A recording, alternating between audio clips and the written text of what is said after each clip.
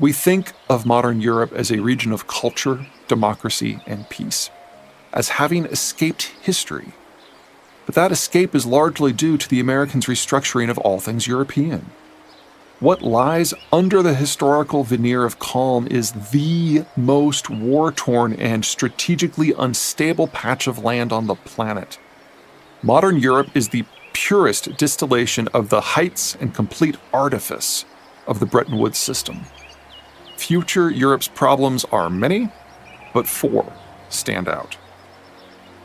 The first is energy. The Europeans are more dependent upon energy imports than the Asians, and no two European countries think the problem can be solved the same way. The Germans fear that not having a deal with the Russians means war.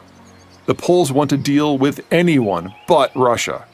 The Spanish know the only solution is the Western Hemisphere. The Italians fear they must occupy Libya. The French want to force a deal on Algeria. The Brits are eyeing West Africa. Everyone is right. Everyone is wrong. The second is demographic. The European countries long ago aged past the point of even theoretical repopulation, meaning that the European Union is now functionally an export union. Without the American-led order, the Europeans lose any possibility of exporting goods, which eliminates the possibility of maintaining European society in its current form. The third is economic preference. Perhaps it is mostly subconscious these days, but the Europeans are aware of their bloody history. A large number of conscious decisions were made by European leaders to remodel their system with a socialist bent, so their populations would be vested within their collective systems. This worked. This worked well.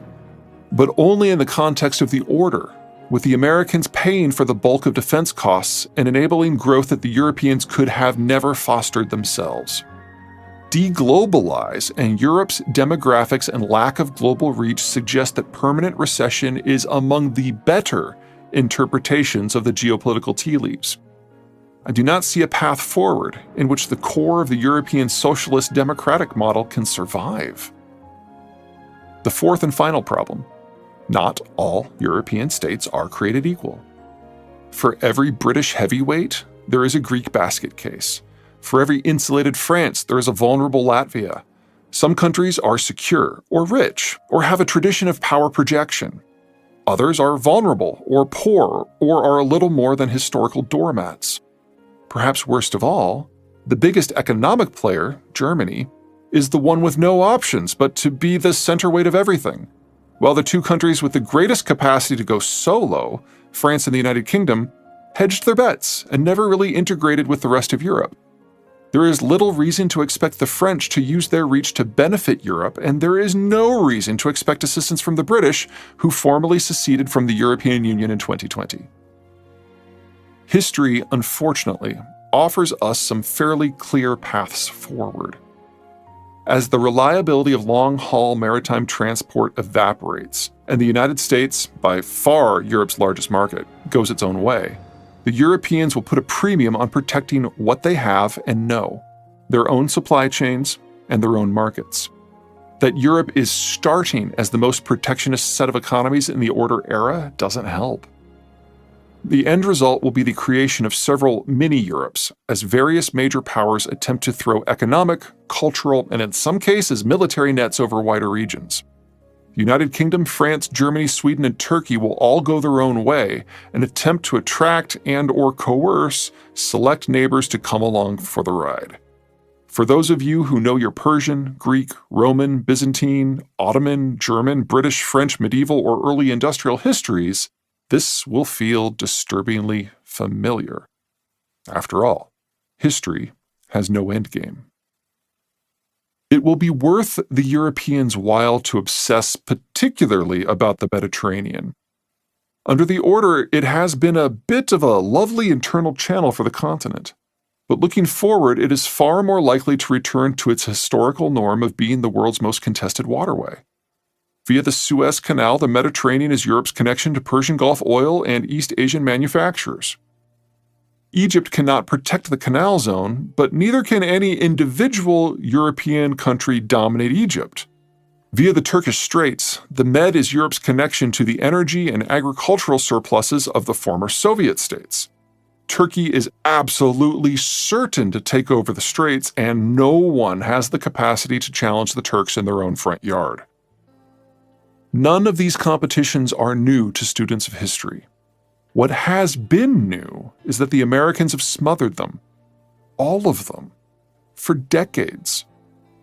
To believe that globalization will continue without an overarching enforcer and referee, you must believe three things. First, that all powers in a given region will agree to do what the most potent regional power demands. That the Japanese and Taiwanese will accede to Chinese efforts to redefine the structural, economic, political, and military arrangements of East Asia. That the French, Poles, Danes, Dutch, and Hungarians, among others, will actively transfer wealth and control to Germany as the Germans age into obsolescence. That Saudi Arabia, Iraq, Kuwait, Qatar, Bahrain, and the United Arab Emirates will defer to Iran on issues of regional control and oil policy. That Ukraine, Estonia, Latvia, Lithuania, Sweden, Finland, Poland, Moldova, Romania, and Uzbekistan will not resist Russia reasserting control over all of them. That Pakistan will accede to India being large and in charge. That Iran, Iraq, Syria, Russia, and Germany will not resist Turkey muscling itself up to the big table. That the various African nations will quietly accede to a renewed colonial wave. The Americans have held all these reckonings in abeyance since 1945. Now remove the American security environment. Look at the map with fresh eyes. Look at any map with fresh eyes.